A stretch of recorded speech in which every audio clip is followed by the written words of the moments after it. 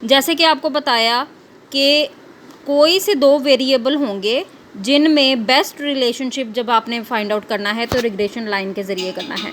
Example consider कीजिए 14.1।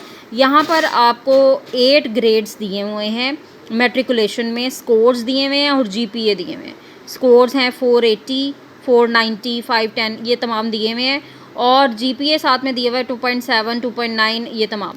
अब आपने लीस्ट स्क्वेयर्ड लाइन निकालनी है, एस्टिमेट करना है mean GPA of the student scoring 600 marks.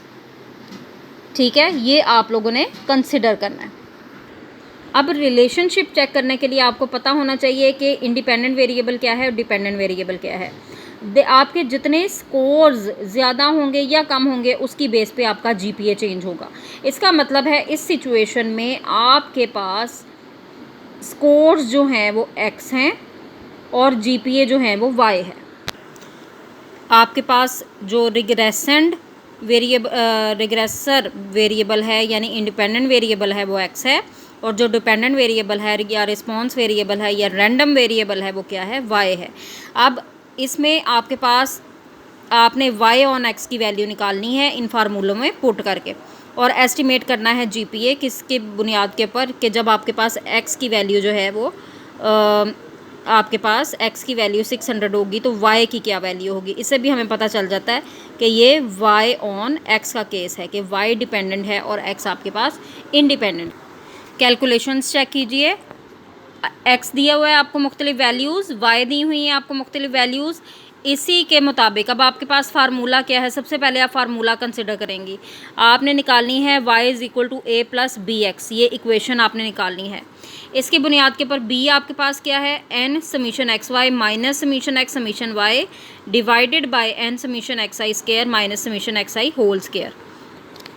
क्या क्या चीज़ें चाहिए आपको, समीशन चाहिए एक्स वाई का यानी क्रॉस प्रोडक्ट टर्म चाहिए, एक्स वाई को मल्टीप्लाई करेंगी आप, फिर उसके बाद आपको एक्स स्क्वायर की वैल्यू भी चाहिए और फिर होल स्क्वायर भी चाहिए, उनके सम भी चाहिए यानी एक्स का कॉलम का सम चाहिए, वाई का कॉलम का सम चाहिए, एक्स स्क्वायर फाइंड आउट करेंगी उसका सम चाहिए, एक्स वाई क्रॉस प्रोडक्ट का सम भी चाहिए।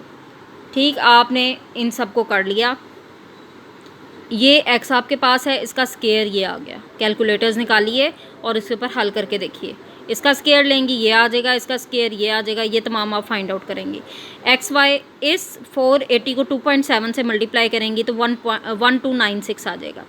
490 को 2.9 से मल्टीप्लाई करेंगी तो 1421 आ जाएगा। इस तरह ये सारा, फिर इनको सम अप करेंगी तो ये वैल्यूज़ आ जाएंगी। अब ये वैल्यूज़ आपने पुट की, जब b के फार्मूले में आपका आंसर आता है 0.00435, ये आपका b का यानी स्लोप का आंसर आ गया।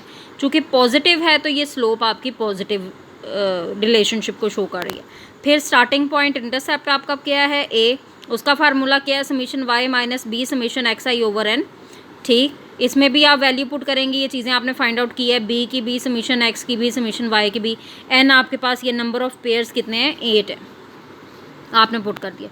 आपकी फिटिंग लाइन a और b आपको पता है ना, y = a + bx है। a की जगह आपने a की वैल्यू पुट कर दी 0.751 और b की जगह आपने b की वैल्यू पुट कर दी जो कि आपके पास आ रही है 0.00435x।